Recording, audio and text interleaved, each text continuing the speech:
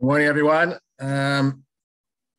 We will begin with our usual tefillah course, understanding our brachos. Last time we had begun the bracha of Hatzadikim, which is a little bit, which is much nicer than the bracha beforehand, the Malshinim, the bracha for the righteous. So we began going through word for word. Who is this bracha intended for? Who deserves the wonderful rewards that are written in the bracha in the latter part of the bracha? So we began with the tzadikim, which are the righteous, and then the chasidim. What is the difference between the tzadikim and the chasidim? So we said that a tzadik is a person who follows rules. There are so and so mitzvot, positive, negative commandments, and he follows them strictly according to the Shulchan Aruch. As once Rav Zuckerman once Tzaddik Livracha once expressed it, that the Shulchan Aruch wrote only halachos that are relevant to every single Jew. He did not get into any halacha, any chumrah that's meant only for extra righteous people that are very high levels. Shulchan Aruch is the basic level of every single Jew. So it's only, quote unquote, and what we have to do to be a good Jew is to follow only what the Shulchan Aruch says, which is tremendously a lot. But that's the basic rule. The Shulchan Aruch has the basic rules for every single Jew to follow. And that's a tzaddik. A tzaddik is not something. In this context of this bracha, we're not talking about a person who's special, who's extra careful about all kinds of things. He follows the rules. He follows every halacha in Shulchan Aruch. He cares about every halacha. Obviously, ben adam lamakom, ben adam lachavero. In all areas of life, he is righteous. He does what he's supposed to do in order to fulfill Hashem's commandments to us. The Hasidim, unlike the term that's used today, for those who are part of a movement called Chassidut, which is a more modern name given to those type of people.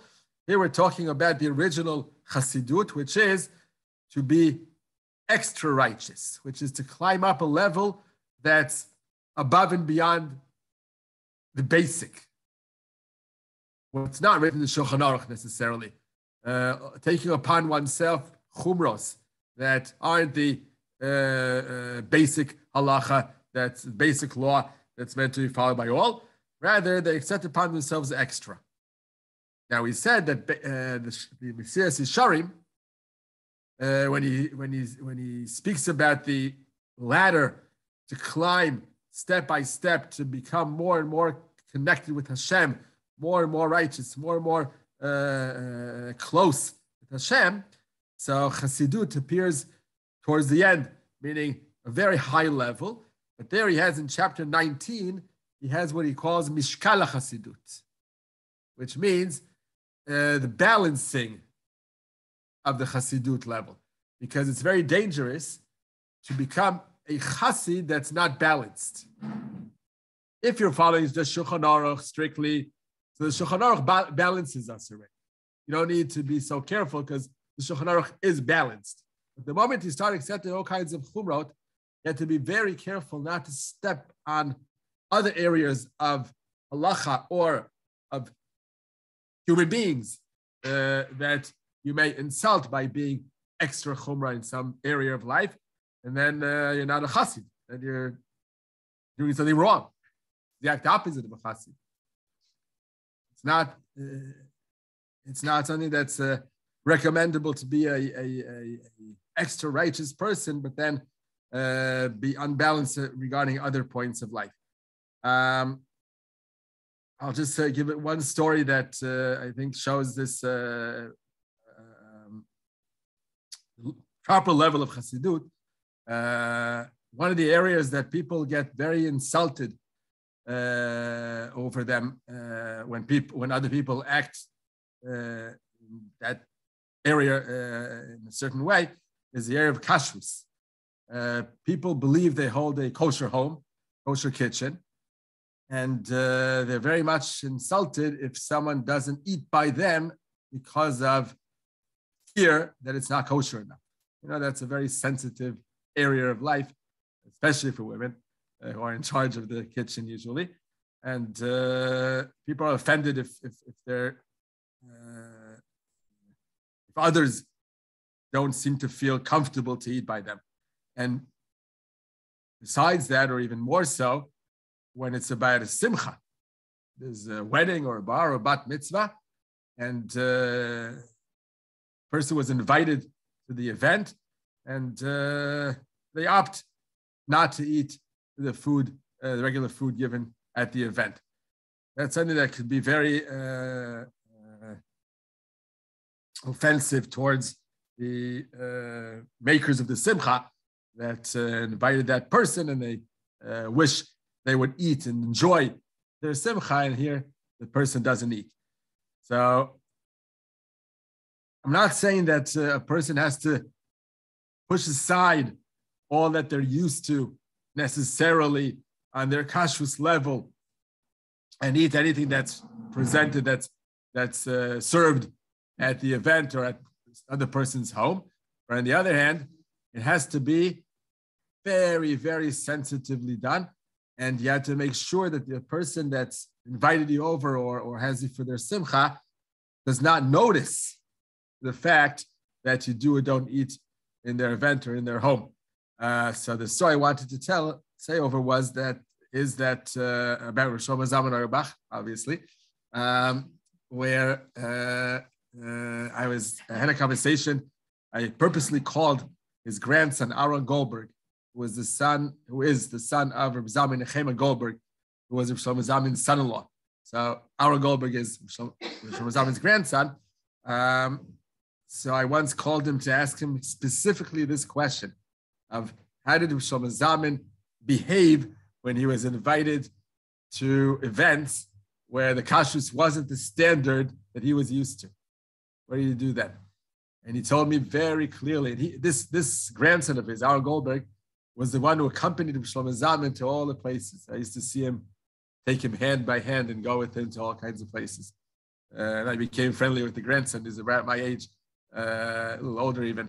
So we became friendly. So I'm able to ask him very private questions like this. So he gave me two stories that I remember distinctly and clearly in that conversation. One story was more on the private scale, and the other was an event or events in general.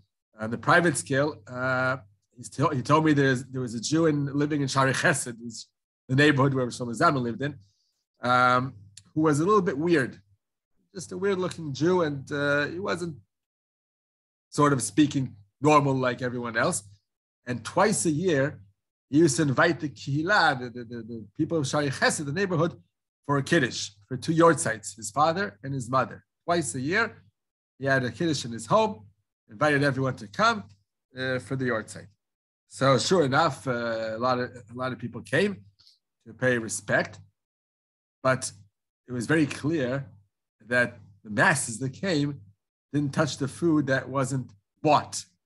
Anything that was prepared by this person or this family or his wife, they did not touch. They just ate a few crackers and things that were bought. Told me this grandson, Aaron Goldberg, said Shlomo Zalman came to the kiddush and ate from everything that was served in that kiddush. He watched him carefully, so he was eating from what? That's what shows that Tova's point is very true.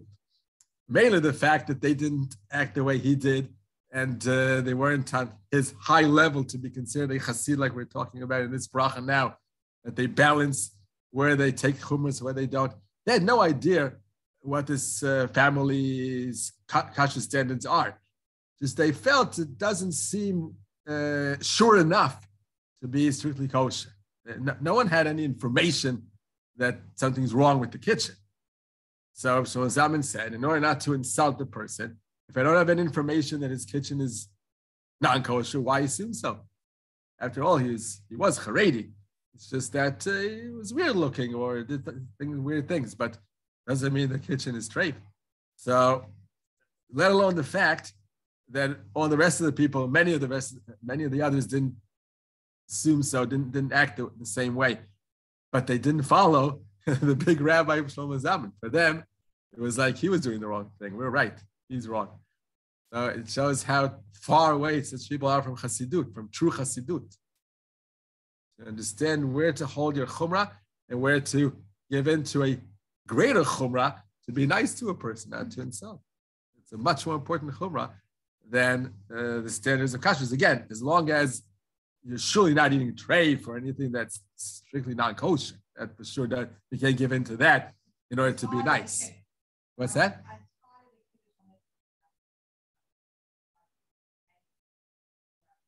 It's hard for it to be non-kosher, you mean? Yeah, right. You're right. Yeah, there's not much can go wrong, right? But for high standards of kashrus, they could think the ingredients, right, or the ingredients may not be badat saydah hareis, the ingredients. Yeah, so for them, right, to mess up. Yeah, right. So that's a beautiful story that he told me firsthand, being there with Rosh Zalman, hand by hand, and seeing this happen. Another story that he gave me was that at events, obviously Rosh Zalman was invited to many weddings and many bar mitzvahs and all that. I don't think bat mitzvahs, because in the Haredi community they don't make bat mitzvahs too much in halls and all that, but bar mitzvahs and weddings, he was surely invited to many of them.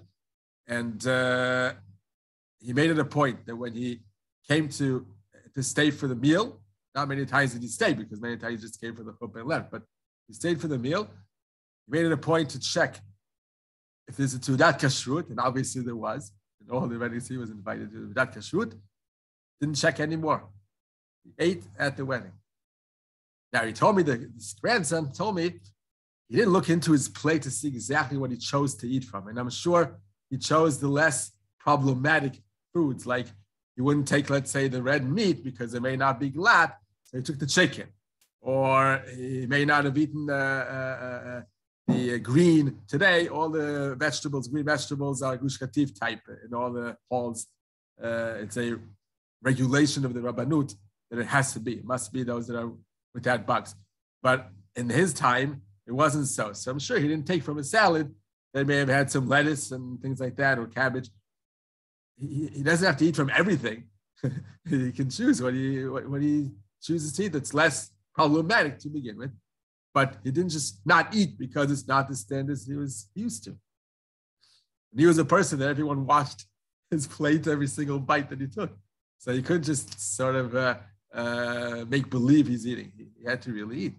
So these are two examples of stories that show true chassidut of what we're talking about here, and not the type that's false, I would say, to make believe that you're on a very high level, but then you're not balanced. Like the Messiah Shayim says in chapter 19 of Messiah Shayim, to be mishkal chassidut, to balance it out. All right, and then he told me one last very cute vort. Aaron Goldberg, in the same conversation that we spoke about all this, he told me a vort that Shlomo Zalman had regarding these issues. It says in Tehillim, V'anochi tolat velo ish. David HaMelech, man himself says, V'anochi tolat velo ish. I'm like a worm. He is very, very, very humble. The Gemara says that there were three extra humble people that lived amongst us. Avraham Avinu, Moshe Rabbeinu, and David HaMelech. Those three are the most humble Jews ever to live. Moshe is top because the Torah says, there's no more humble person than Moshe Rabbeinu. Why those three? So the Gemara says, Avram said, said about himself, I'm like dust. Moshe said, who are we that you're complaining to us? We're nothing. And David HaMelech said, I'm like a worm. And the Gemara says that Moshe Rabbeinu was the most out of the three, because at least Avram compared himself to dust. That's something. And David HaMelech compares himself to a worm, which is also something. Moshe Rabbeinu said, we're nothing. So that's why it's the highest level of anivus. Anyhow, so Shlomo Zalman learned that this pasuk in a cute way. Vanochi tolat velo ish. Meaning, I would prefer, it's of course not the simple meaning, not the meaning of the pasuk here, but it's a paraphrase on this pasuk. I would prefer eating a worm and not eating up a human being, not insulting a human being. Vanochi tolat velo ish. So of course, you prefer not this, neither that, nor this, neither that. But if you have a choice between eating kosher but not strictly kosher, mehadrin or mehadrin, and on the other hand, you may insult someone, he prefers eating the, sort of speaking, less kosher in order not to eat someone up, in order not to insult a person. What's that? If you find a worm, yes. Like a broccoli, okay. how much do you have to throw away? If you find a worm in broccoli or anything of that sort, so it depends. If you found one or two worms, then you just take away the bucket that's around the worm and you throw it away, and all the rest you can keep, you can use. 3 worms are chazaka. It means that this whole broccoli head is infected, and you throw the whole thing away. Throw the whole thing out. That's how it goes. 1 or 2, you get to keep the rest. 3, you throw it out. Broken up to. It's already kind of broken up, the things, and it's on a tray. Aha. Found the worm on the tray. Wow. Before you cooked it. Then I cooked it, and then I broke it off to smaller pieces. I didn't see anything else. Yeah, but you checked. Broccoli is very difficult to check to begin with. You have to check every single leaf. It's already broken. It's not like it's the big thing. I understand. So it's already. Yeah, inside the. Right. The bowl's gonna walk away. Why? So infected? Why? Yeah, I would buy such things. I would only buy the ones that's the Bodic type, right? That's not, that's. No, you can get there. Especially now that they didn't have last. Yeah, does it to be specifically Bodic? It could be any. Yeah, right. You're so disgusted that don't touch it anymore. Right. No, that's a very infected vegetable. You have to be very careful with broccoli. It's hard to check. Oh yeah. Right. Oh yeah. Aha. Interesting. I don't know. I have no idea how it works, but all these types of vegetables much preferable. Since today we have them available with the bugless type, better to get those. Okay. Yes.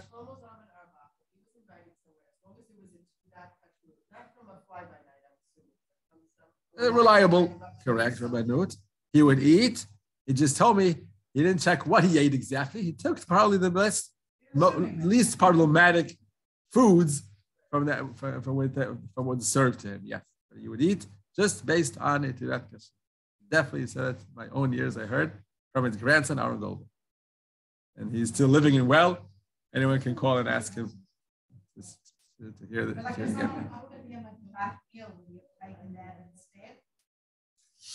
I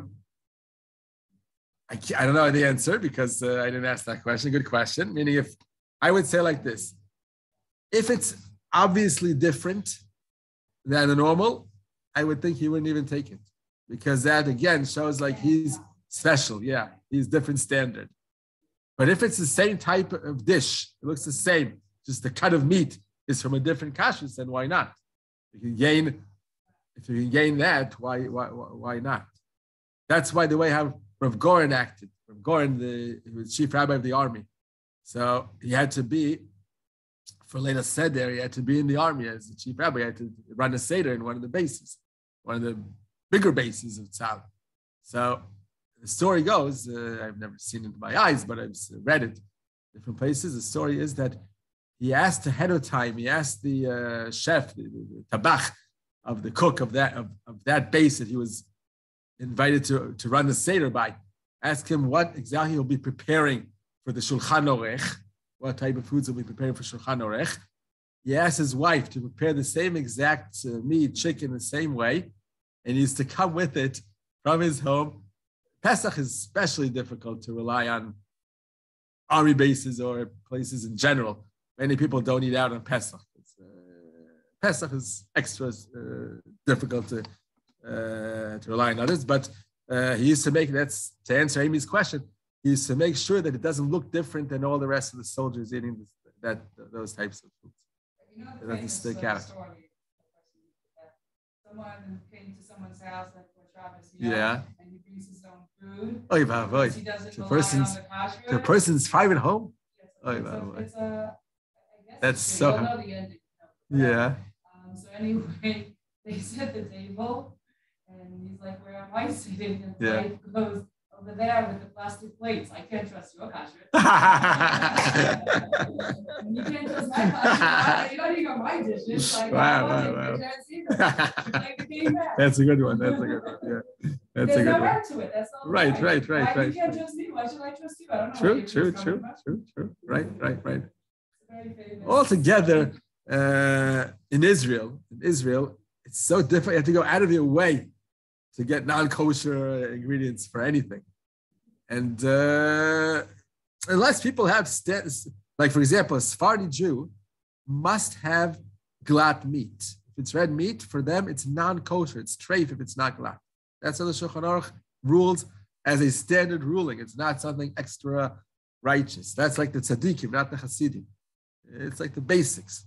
So for a Sephardic Jew, if they don't eat by Ashkenazim who prepare red meat that is not glatt, you can't be insulted by that because that's their basic standard of kashrus. For them, it's straight. To be also aware of such things.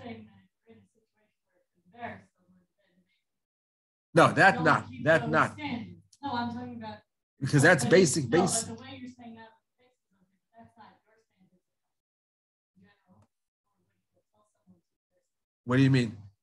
To have glatt meat as Ashkenazi? Glatt meat, like all sorts of things. All sorts of things, right? You can go to a simcha and maybe eat so that you don't embarrass the host right. or someone's house. Right, because those are extras. Those are extras. Own, right, even though it's not their own standards of kashrus, if you go to someone else's home and embarrass them, if you don't eat from certain foods, again, you can try to choose those foods that don't have. He didn't ask you your kashrut. That's not what I'm talking about. I'm just saying, we're saying, so it's hard to not eat kosher and you could just be kosher, but that's not our standard. Right. So that's not your but I'm saying, true, but I'm saying in order not to insult someone, you go down a level from your standards as long as they're not. Exactly. You see within tzaddikim. You may not be a chassid that way, but you are a chassid because you're not insulting someone by not eating by them. That's where your chassidus is. Exactly. Right, exactly.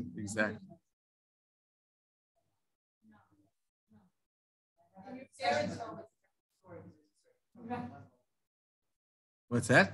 Your parents' home, the child becomes Rama, let's say. Yeah, that's a very difficult situation. Right. I have had.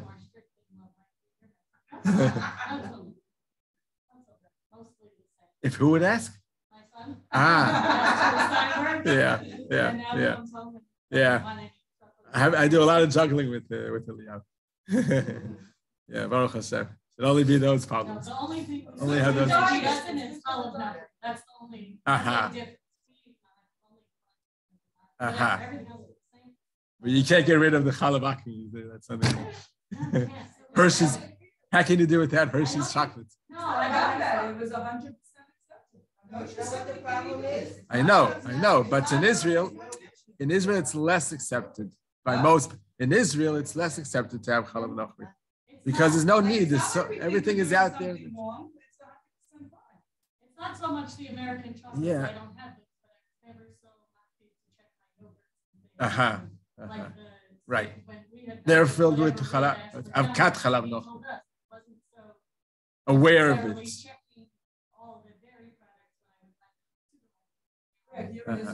Yeah. But it's a whole different Israel, it's a whole different thing.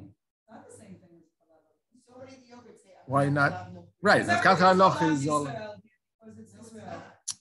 The difference is They import. Yeah.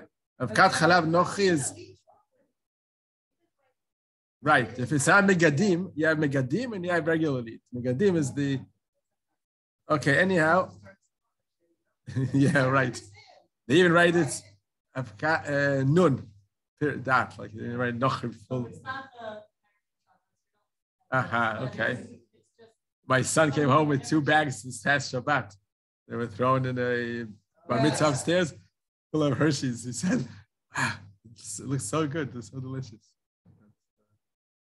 We won't have from it. Every once we have 2 bags. So we would like that. Anyway. What's that? They gave them out. They weren't thrown? They get to throw. Okay. Do you think it's different if he's it doesn't matter to me, but let's say then someone goes with their parents on a trip to America and they lower their standards when they're there? Do you think specifically well, if it's just for a short trip, like it's a Yule for a few days, I don't think it's necessary to lower the standards. It's not that if you're in Chutz La'aretz, it's okay.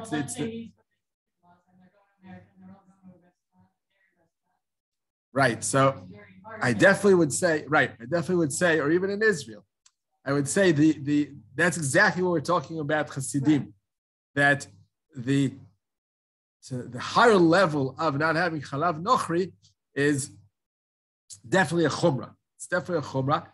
As Rivki said, the Rav Moshe Feinstein allowed it for sure.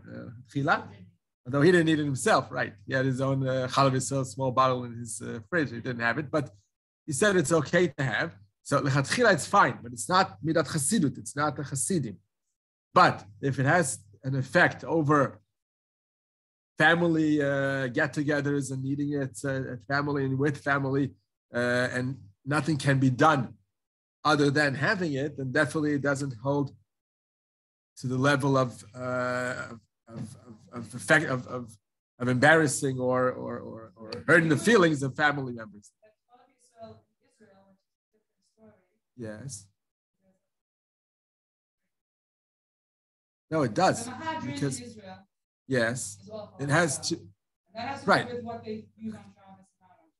That's one thing, and the other thing is who milks the cows. Also, it has to do with Chalav Yisrael, specifically Jews.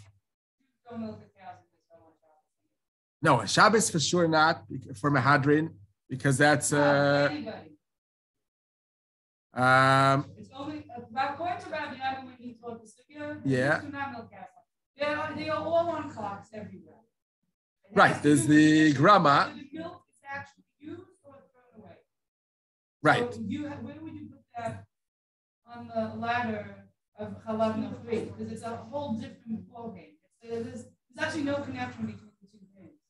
So that's what I read in Rav Weitman. Rav Weitman is the Rav of Tnuva. So he knows what he's talking about. He wrote a whole kuntris. I think it's written in Tchumin, the series of books Tchumin. He has a whole article about Chalav Yisrael, Chalav Akum.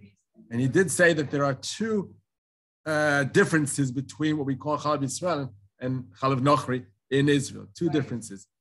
One is the fact that the Chalav Mehadrin does not use any milk that was milked on Shabbat.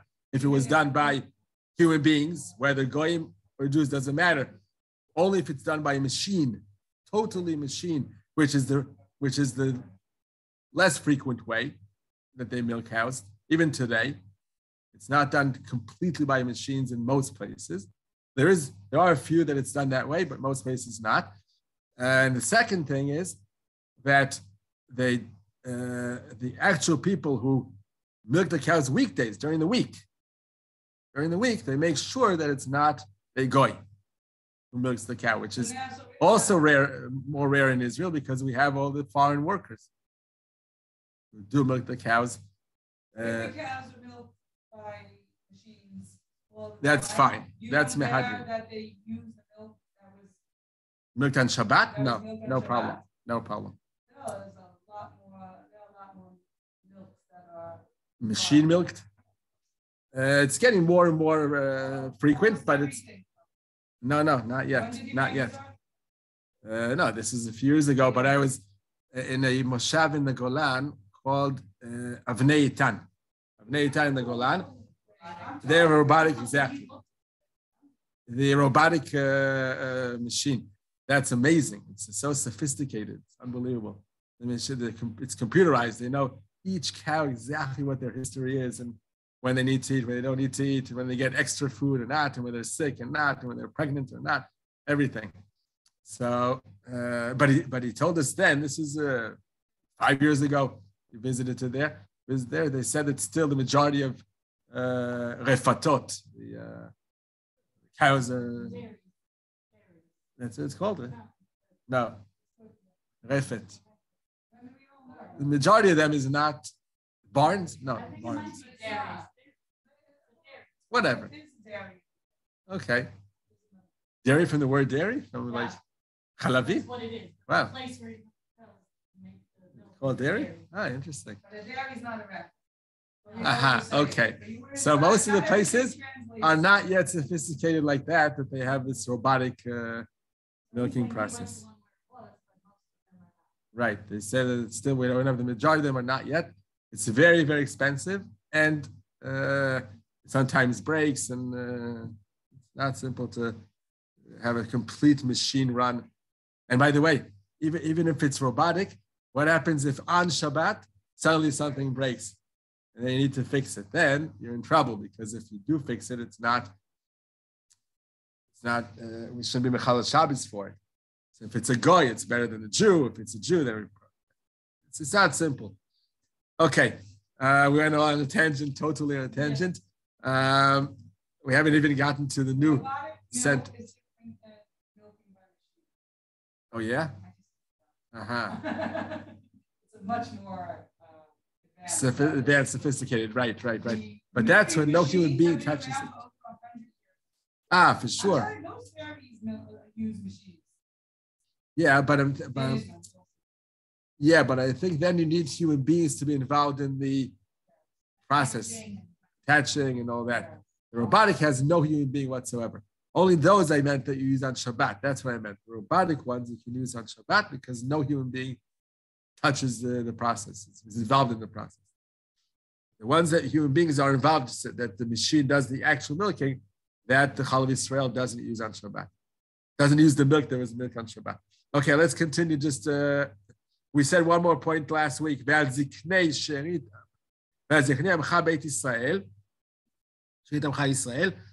Zikenim doesn't necessarily mean the elderly, because the elderly aren't necessarily more unique than the youngsters. It doesn't mean they're better or should receive a special bracha on their own. So the Ziknei are obviously the wise men. Zaken Zeshekana Chochma, which are the Talmidei Chachamim, those who learned a lot of Torah and they live accordingly. And they, besides Tzadikim and Hasidim, which are observant Jews or extra observant Jews, balanced in a balanced way, these are people who learn Torah a lot. That's besides knowing what to do and how to do things. Just the fact that they are involved in learning Torah, it makes them on a special level. So that's Ziknei. And we said Ziknei, providing the Ziknei Amcha Beit Yisrael. We said last week that some Talmidei Chachamim are on a very high level of Torah and they learn day in, day out, all day long learning Torah, but they're not involved with the community. They're not involved with the people. And that's again, it's very nice that they're learning Torah all day long, but their Torah isn't as effective as it could be if they would be involved with human beings. They would give shiurim, they would answer questions, they would help people advance in all their levels, in different levels. So that's what we're looking for. Ziknei Amcha Beit Yisrael, as long as they're connected to the people. And then let's just do one more example, which we did not do last week. Vad pleitat beit sofreihem. What is this talking about? Did you ever notice these words? Vad pleitat beit sofreihem. What is it? What's going on here? A sofer seemingly is a person who writes Sifrei Torah, tefillin and mezuzos, right? He's a sofer stop. We're not talking about authors of books. That's for sure not. So maybe that's, I'm holding it as a Sfarad Siddur. Yeah, it could be Beitat Sofreihem. Okay, fine, Beitat Sofreihem, but it doesn't matter. Not the bait that I'm emphasizing here. I'm trying to understand what's Sofreihem, what we're talking about. So it's definitely not authors of books. We're not talking about a person who writes nice books. That's not something that deserves its own blessing as a special high-level person. So we're talking about Sofer Stam. Sofer Stam. But Sofer Stam, it's a beautiful mitzvah to be involved in and to write Sefer Torah, Tefillah, Mezuzos, beautiful and very important, and it's necessary. But why would they deserve, beyond anyone else who's involved in doing all kinds of mitzvahs, why would they deserve their own level of blessing? So, again, this is the situation where if you stop someone and ask them, you've been saying Shmoneh Esrei for X amount of years, twice or three times a day. Do you know what you're talking about? It's a little embarrassing. So the answer is, what's that? A lot embarrassing. Yeah. The answer is based on the Gemara in Bava Batra Tetvav. The Gemara there says that the Anshe Knesset Agdola, even before the Sanhedrin, those were the 120 highest level Talmidei Chachamim living in the time of the beginning of Beit Sheni period, the Beit Sheni period, including Mordechai, Chagai, Chayahu, Malachi, Chayanah, Mishael, Azariah, Ezra, Nehemiah, these huge leaders and rabbis who consisted of the Sheilas Agdola consisted of these type of people, and they were the ones who were in the end in charge of creating the Torah Sheba'al Peh. They're the original, very beginning of Torah Sheba'al Peh, the deriving of Torah, all the rabbinic prohibitions and positive mitzvot were all derived by the Sheilas Agdola. So they're the beginning and the basis of all Torah Sheba'al Peh. Why were they called Sofrim? They were called Sofrim. Why was that the name given to Sheilas Agdola? Says the Gemara in Bava Batra 15a that they were called Sofrim because they used to count the letters of Torah. Count the letters of the Torah. Sofrim, to count. Why? What's the point of counting the letters? Why would you count the letters? The idea is that they were so meticulous, so careful for every letter of the Torah to see if there's an extra letter. What can we derive from this? Extra Vav, an extra Hey, an extra Aleph. Let's learn out from this some new halacha. They considered the Torah so accurate and so important, every single word, every single letter, that they figured out where to learn out from something that is seemingly extra. Let's learn out from this another halacha. That's why they counted the letters of Torah. See each letter, what it teaches us, each word. You only do that if you highly respect the manuscript that you're holding. Only then do you count the letters, do you try to derive from every single extra word here and there what it's talking about, what it's coming to teach us. So they were, of course, very highly respectful towards the Torah. What does that have to do with that in our days? So now we understand what is Beitat Sofreihem mean. By the way, I don't know exactly why it says Pleitat Sofreihem. Pleitat is like those who are saved from something, the Plitim, the refugees that were saved from a war or from a famine or something. They were the Plitim. They're the ones that were, in the end, made it through and lived through something terrible. Why would you call them Pleitat Sofreihem? That I don't know really till this moment. Why not just Be'al Sofreihem, like we said, Al Hatzadikim, Be'al Hasidim, Be'al Ziknei, Be'al Geirei, each and every other group here that we're blessing, that we're asking Hashem to bless them. We're not saying Pleitat Tzadikim, Pleitat Hasidim, Pleitat Zkenim, Pleitat Gerim. Only by the Sofrim do we say Pleitat. I'm not sure what the answer for that is, but at least we know what the Sofrim are, who the Sofrim are. What does that have to do in our days? Because after all, we're blessing this blessing every single day in current Tafshin Pei Bet Hey Alafim. I mean, this year, this month, this day, we're still talking about Sofrim. So it means those who act similarly to those who were Anshe Nesis Gedola, who were the original Sofrim, the original sages and tremendous Torah leaders. So they're above the Zkenim. The Zkenim is just a person who knows Torah. He knows Torah. The Sofrim are people who are careful, meticulous to every single letter of the Torah, and they love and cherish the Torah so much that they care for everything to be explained. A very, very high level of learners. It's like the continuation of Zkenim, those who learn Torah, but even on a higher level than just learning it, it's really loving every single word and respecting the Torah to a very high standard. Those are the Sofrim. And by the way, this could mean that there are people who also review the Torah they learn all the time over and over and over again. You can only do that if you cherish something. You admire it, you can review it over and over again. Like I would put Rav Chaim Kanievsky in the level of Sofreihem, because he repeated the Torah hundreds of times in his lifetime. And that's only if you love Torah so much that you can't let go of it. And you repeat it over and over and over again. So that's a type of Talmid Chacham that's above Zkenim. It's not just a regular Talmid Chacham. It's a Sofer. It's a person who admires and respects and loves the Torah to an utmost extent possible. Why is it called Pleitat? Why we refer them as Pleitatzo for him? I don't know. This has to be investigated. Okay, so that's the edition for today. By the way, we see that we're climbing as we're going through this bracha. Tzadikim were as if the lowest level, even that's a very high level to itself, but that was the lowest level. Hasidim was higher. Zkenim higher. Sofrim higher. And as we go along, we'll see very surprisingly the other two groups here that if it's in the sequence of higher and higher levels, then seemingly we'll reach for next time the highest levels of the list of these type of people. Okay, now let's do just 10 minutes. We've got some halachos quickly, brachos. The tangent for kashrus took us a little while today.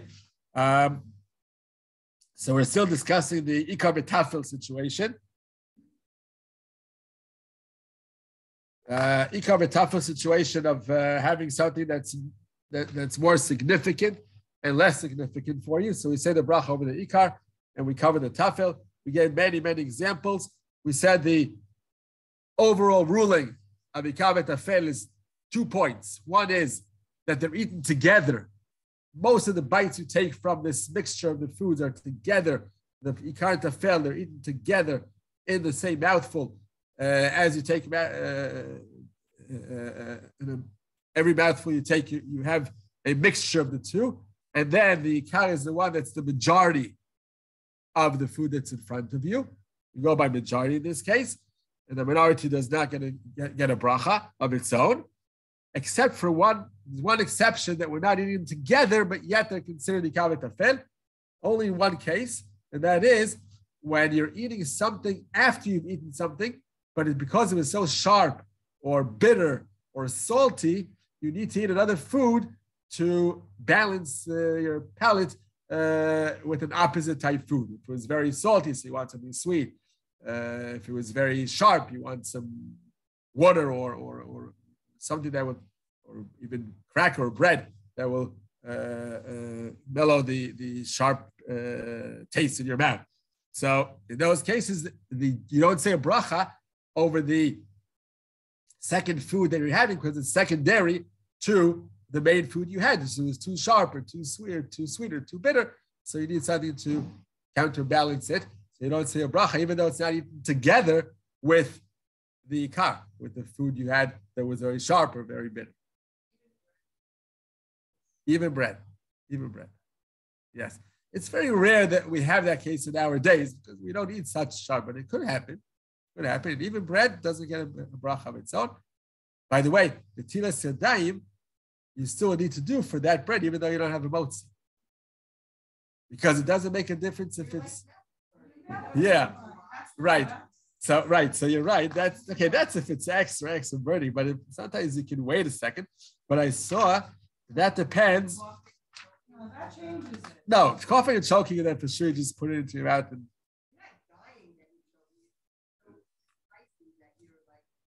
Right, I understand.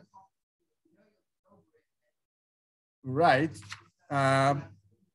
So when the Tira said Daim, I saw that in the corner of my eye in one of the footnotes of Ramaka in the book here we're using. If I believe correctly, he spoke about kazait or less than kazait. If I believe correctly, he said that only if you're having kazait of bread to mellow the sharpness you have in your mouth, then you need to do the Tiras Daim. If you're having less than a kazait, you don't. Yeah, that makes more sense. And without a bracha. Yeah, but you're not having it in order to fill yourself with bread now, to fill yourself up. It's just to balance the sharpness you have in your mouth. Right. That's like half a slice of bread or 2/3 of a slice of bread. Right. Right. So best have, if you have less than kazait, you do not need to wash. Right. Right. And I'd say about of course. Okay. Now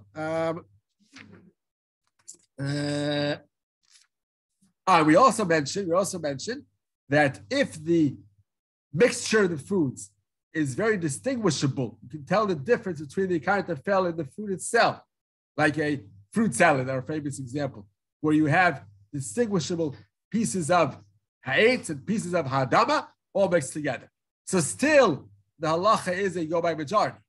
But since the Chai Adam does not hold that way, we mentioned it already last week, he holds that the moment it's distinguishable, you need to say two separate brachos, even if one is minority and one is majority. So we can rely on his opinion if you decide you'd like to make two separate brachos. If you take out a piece of the ha'etz and say bar pre'etz, and then a piece of the ha'adama and say bar pre'adam. Even though, according to the ruling of the Mishnah Berurah, it's enough to say only the majority one and cover the minority. But since there's an opinion of the Chai Adam that you're allowed to say, that you should say, according to him, you should say two separate brachos, so you're allowed to say two separate brachos. It's not bracha shenatzricha if you decide to do it that way. And I said last week that for myself, I choose to do so when it's quite even. If I don't see a major difference between Adama and Ha'etz in the mixture, then I would take one of each and say a bracha and have in mind not to cover the other one, and then say the bracha over the other one. How come three? Aha. Right. Mizanos never gets nullified. Right. Right. So you say Adama, and for your milk you say Shehako. 3 brachos. Right. Yeah, but that's what should be done.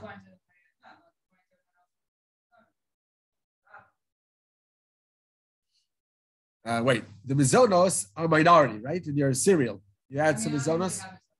Let's say if you add a minority of mizonos, so that never gets nullified. So you say mizonos, but it doesn't cover the rest of the cereal because it's not the majority. So, and it's not cooked together. We say mizonos can only cover the rest of the mixture if it's either cooked together or very, very well mixed together with every spoonful you take. It's in the milk, but it's not mixed in every spoonful you take. If it's just a minority of mizonos, so it'll come up in a few spoonfuls during the meal, during the time you eat the cereal. So that's mizonos separate from all other brachos, but it doesn't cover the rest. Now you're saying hadama because the cereal itself is hadama. Let's say granola is hadama.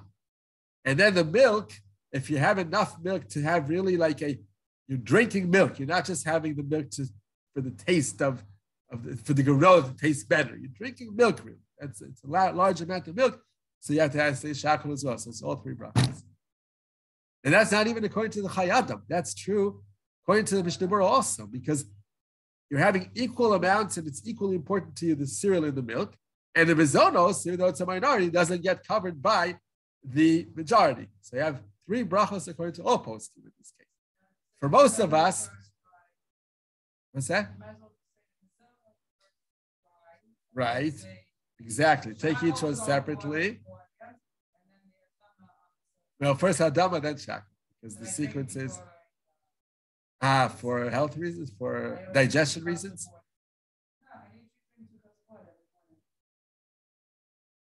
Right before you have your cereal? Or you first go daven? Okay. Yes. So you've got right. So you've covered.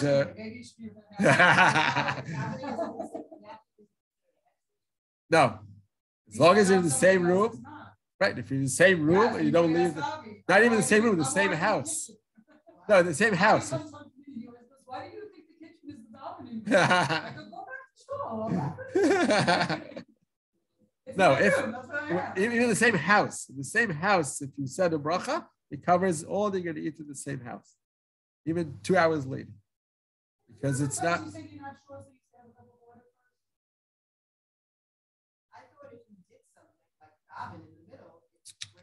No. Only sleep breaks it up, or leaving the house, where the roof you were under when you said the bracha. Only that breaks the bracha.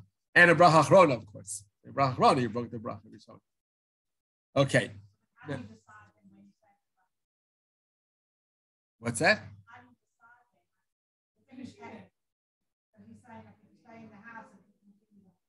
Right. Oh, so that's a good question.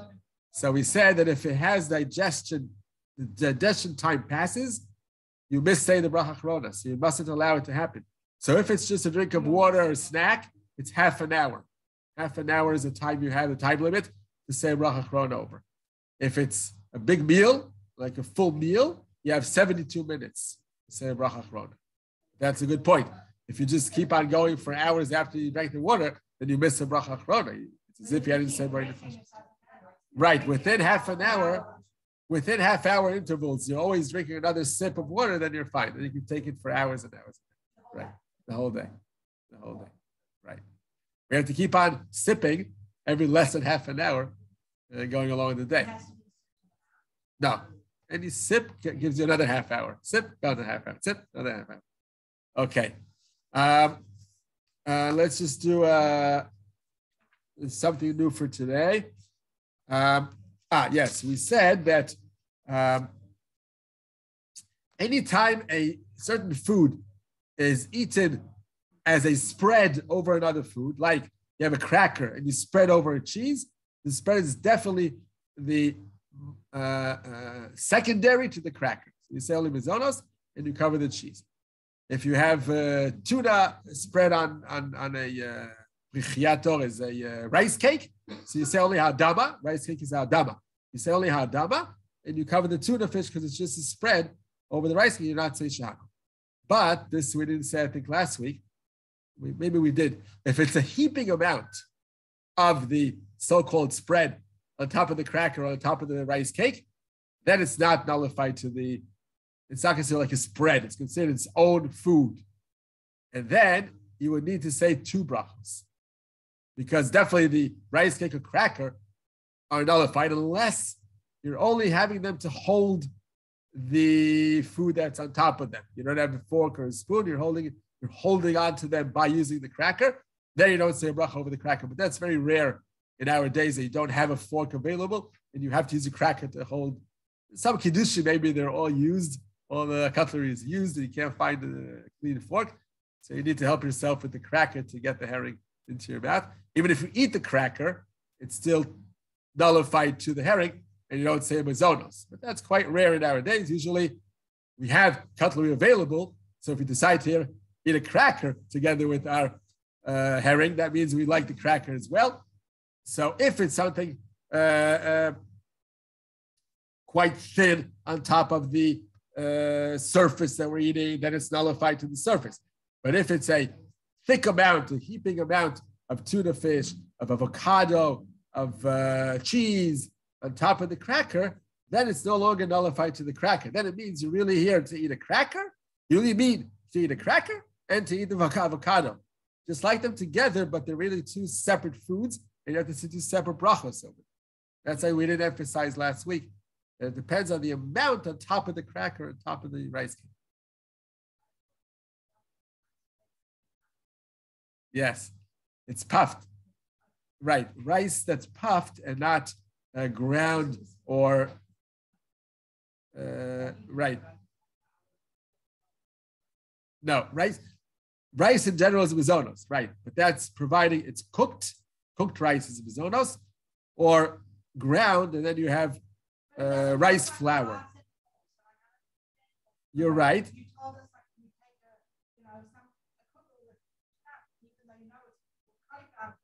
It's shackle, right?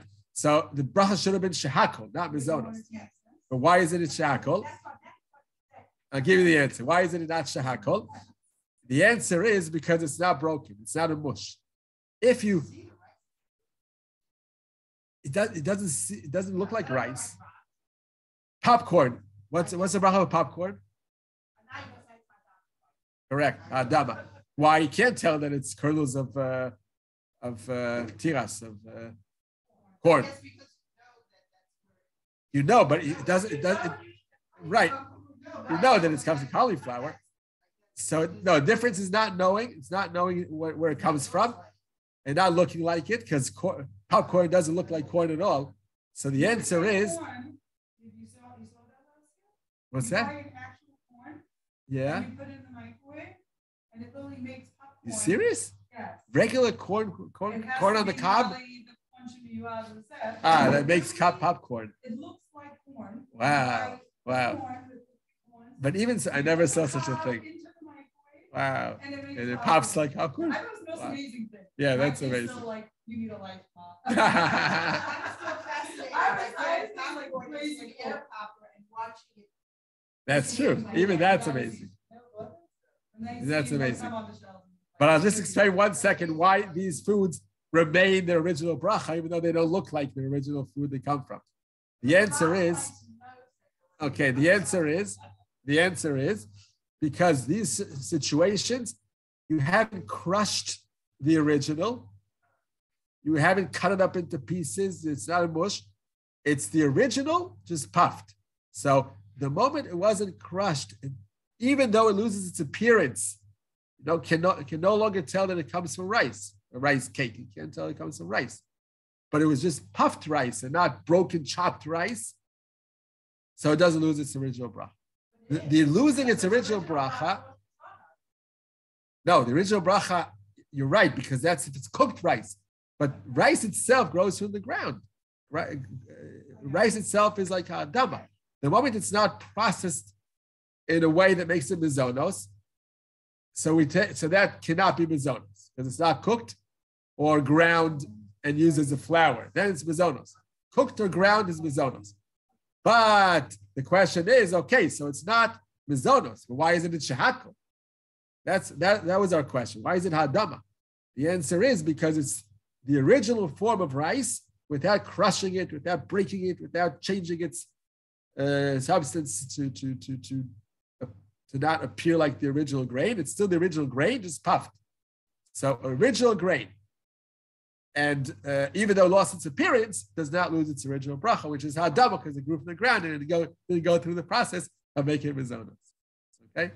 That's why rice cakes are hadama, granola, hadama, because also the oats, the oatmeal, the oats that make the granola are the original shape, like they grew from the ground, and they were just roasted.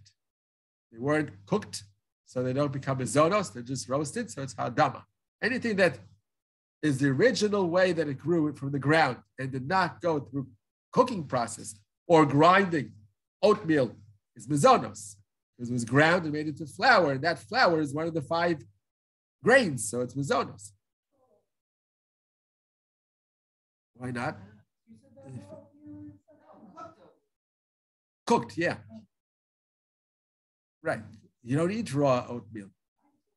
You do? So then that's means the ground grains. Oatmeal is ground, or oatmeal is whole grains. Oats, those are oats. I thought that oatmeal meant that the ground. Doesn't necessarily mean that. No? So I just, okay, so, so I'm just, you see the flakes as they grew from the ground? Fine, so that's hadama. That's hadama.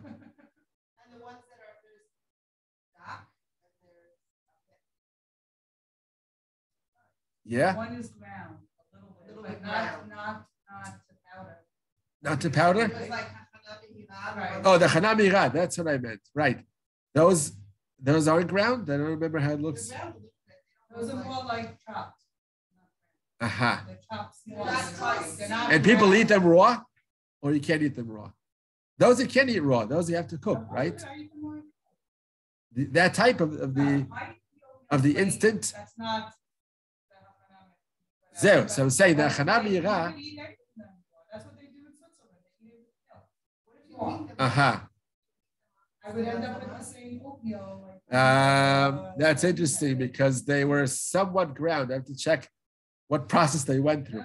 No, if you can tell, it's either shahakala or hadama. It's definitely not mizonos. They're chopped to the point where they lose their original appearance. You can't tell that they come from a flake. Right. Aha. Aha. So the question is if they're shahakol or still hadama. I don't know really. I have to check that one. You know what? Let me check it a second right now. No, that's mizonos. That's no question. Heated with water. Ah, no water? Then it remains hadama. Silan combined with the oats, with the flakes.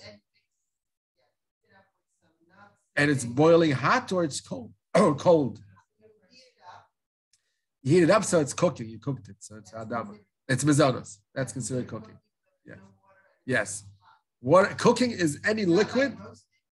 No. No. Roasted is this dry in the oven. Put them dry in the oven. That's roast. Because there's water. There's a liquid there. Silan, you just said silan. Of course. Silan is a liquid. Any type of liquid that you add to the fire, it gets cooked, and it's mizonos. The oats are rolled thin to shorten the cooking time. Yeah. What's that? This company says that the rolled oats, the oats are rolled thin to shorten the cooking time. Aha, rolled thin. Aha. Sounds like it still remains hadama because it doesn't lose its appearance as a flake, even though it's rolled thin. I would say it's still hadama because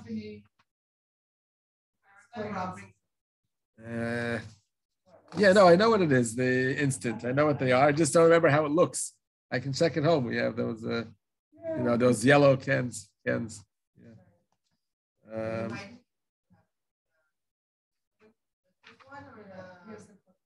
No, the instant one. Just pour into milk or something, boiling milk. Yeah, like boiling milk is also the same. It's cooking. Yeah, of course, it's a liquid. No, it's a liquid. It's a syrup, but it's a thick liquid, right?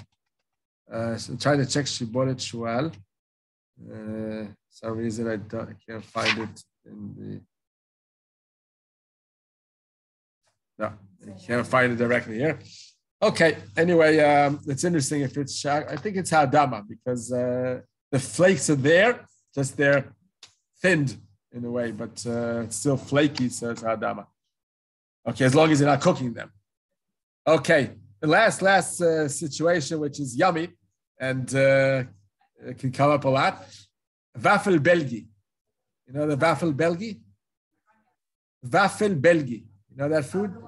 They have for a dessert. Right? So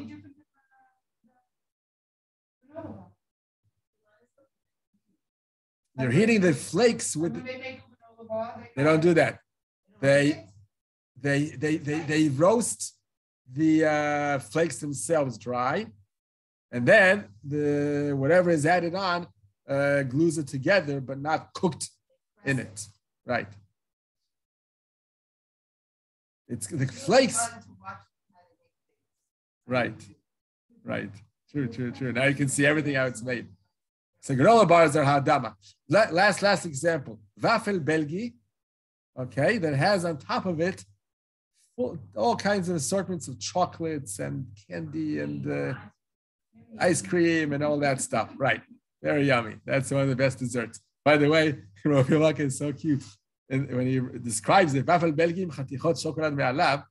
he writes in the footnote on the bottom, Si ha'olam hazeh bal minan. It's something that he added like from his gut feeling. Si ha'olam hazeh. It's like going for just olam hazeh. Nothing religious about it. It's just for your avot, like taiva. Anyhow. Yeah, I think he's never experienced a Ra'anana Bafel. Yeah. Anyway, so what is the bracha for that? So we'd assume mizonos covers everything, all the stuff on top with the whipped cream and ice creams and chocolates and everything on top.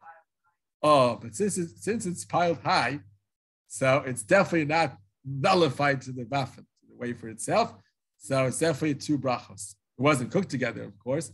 So the mizonos doesn't override everything just because it's there. So it's mizonos and shehakol, two separate brachos, because it's a heaping pile on top of the wafer. Okay.